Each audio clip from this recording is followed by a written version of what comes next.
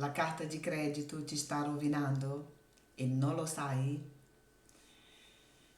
Oggi parleremo della tua libertà oltre la carta di credito. La trappola che c'è indietro a questo sistema, una trappola possiamo dire anche gentile. Che cosa dice la scienza? Che cosa noi non abbiamo imparato alla scuola?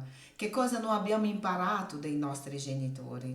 O che qualcuno di buona volontà abbia voglia di farci imparare. Ma te lo dico, in questo video scoprirai. Iniziamo.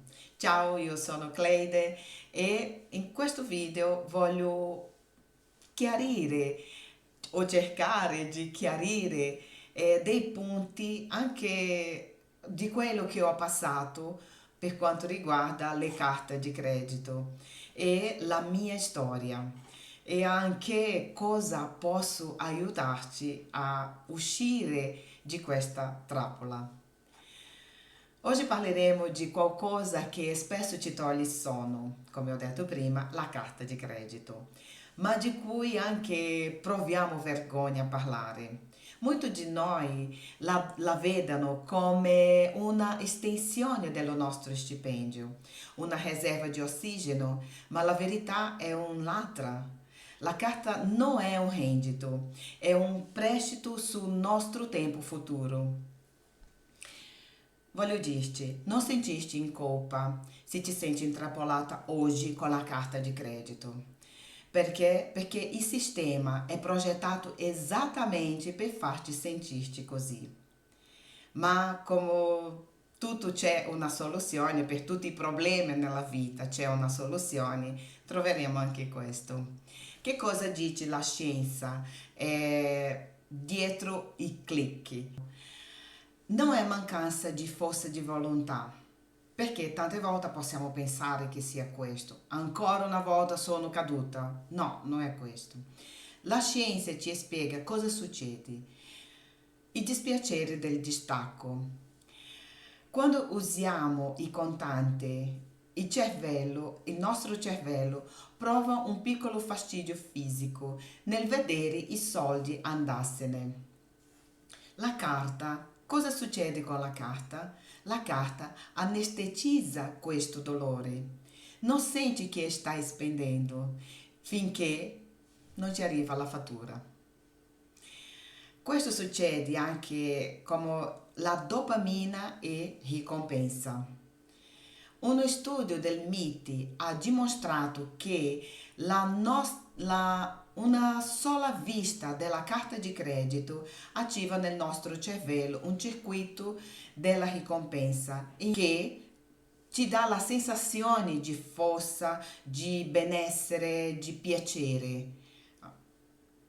E questo succede che il fatto di comprare diventa un impulso biologico difficile da frenare e senza consapevolezza. Iniziamo a capire cosa succede quando passiamo la carta senza sapere cosa stiamo anche facendo. Vediamo una cosa, abbiamo voglia, compriamo. Non abbiamo una consapevolezza. Non sappiamo quello che sta succedendo dentro del nostro sistema, dentro del nostro cervello e che cosa ci porterà a questo. Adesso vi racconto, anche perché non sapevo anche, la storia dall'evoluzione della comodità, cioè della carta di credito. Sapevate che la carta di credito è nata nel 1950 per rimediare a una dimenticanza ai ristoranti? Da allora si è evoluta per essere sempre più invisibile. Oggi con il telefono è facilissimo non pagare con la carta di credito, basta un istante, ma è proprio qui, è proprio in questo sistema fluido, meno impulsi abbiamo dato al nostro cervello razionale, alla nostra parte razionale del nostro cervello. Cioè, meno il nostro cervello razionale non ha tempo di chiederci, ne ho davvero bisogno di questa cosa? Ecco perché il sistema, come eu dicevo prima, è progettato justamente per lasciarti così, per farti così, no? Per sentirti così. Cioè, quasi che inconsequente, inconsapevole di tutto quello che sta succedendo. Che cosa sei? Sei um utente consapevole ou in cammino? Che cosa sei davanti a una carta di credito? Esistono due modi di usare la carta di credito, anche due modi, due tipi di persone, l'utente che è in cammino e l'utente che è consapevole. L'utente in cammino o l'ingenuo è colui che subisce la carta, usandola per coprire i buchi del mese precedenti, finendo per finanziare i premi, i vantaggi della banca con i suoi propri interessi, perché pagherà il minimo, perché userai la carta di credito di una forma che non è, diciamo, giusta. L'utente consapevole o sofisticato che usa la carta solo come strumento tecnico, avendo già i soldi sul conto. Passare da una parte all'altra, cioè lasciare di essere un utente ingenuo, no? Quelli che è in cammino, per passare a questi utente consapevole o sofisticato, è molto facile. Perché nel momento che noi riusciamo a conoscere il sistema, a conoscere quello che c'è dietro a un click, allora e che cosa succede con il nostro cervello, allora sì riusciamo a cominciare a camminare in un ponte più solido. Vi faccio un esempio. Maria vede un cappotto che costa 200 euro. Sul suo conto corrente però ha solo 50 euro. Maria decide comunque di usare e di passare la carta di credito, pensando, tanto pagherò il mese prossimo, quando arriverà lo stipendio. Cosa succede a Maria? Maria sta camminando su un ponte senza sapere se dall'altra parte ci sarà terraferma. Che cosa succede anche con un utente consapevole? Giulia. Giulia vede lo stesso cappotto di 200 euro, da 200 euro, però sul suo conto corrente ha 1000 euro. Giulia comunque decide di usare la carta di credito. Perché lo fa? Non perché gli mancano i soldi, ma perché per comodità tecnica. Magari per avere tutte le spese raggruppate in un unico estratto conto o per sicurezza contro le frodi o per raccogliere anche dei punti di fedeltà della carta. La differenza tra Giulia e Maria è Giulia ha già i 200 euro messi da parte o su un conto di risparmio. Il ponte che lei percorre è solidissimo. Ma Maria no, Maria sta camminando per un ponte che non è stabile, non è solido. Perciò quello che noi dobbiamo cercare di fare è la nostra riserva di emergenza, il nostro conto di risparmio e non affrontare tutto come che se la carta di credito fosse la estensione del nostro stipendio o come quella bombola di ossigeno sempre pronta a darci l'ossigeno quando vogliamo. No, non è così. La carta di credito dobbiamo avere intelligenza e saggezza per usarla. La prigione del saldo a zero. Vivere al limite del tetto massimo della carta è stressante. Ci senti come se lavorassi gratis, perché appena arriva lo stipendio sparisce. Sparisce per pagare il passato. È brutto, né? Oh, com'è brutto. Io ho passato per questo. Io ho passato per questo perché avevo questa situazione. E meu estipêndio, quando entrava, pagava sempre il passato. Entrava o stipendio di questo mese, pagavo il passato. Io mi sentivo che lavoravo gratis. Perché? Perché pagavo la carta, avevo ancora un credito nella carta, però ero obbligata a usare la carta. Perché? Perché alla fine non avevo soldi, non avevo una riserva di emergenza, non avevo niente da parte, solo la carta. E è veramente una situazione, io penso che ho utilizzato la parola giusta, trappola. Ero intrappolata su questa situazione. Ma devo dire che grazie a Dio e grazie anche delle persone che mi hanno aiutato, nel senso di capire quello che stavo passando, quello che stava succedendo, e sono riuscita a uscire di questa situazione. E oggi sono qui per volere darti questo aiuto, a questa donna che si sente intrappolata, a questa donna che si sente fragile. Voglio aiutarti a uscire di questa situazione e avere una vita più con la tua libertà finanziaria, oltre alla carta di credito. La tua libertà inizia quando decidi di rompere questo ciclo.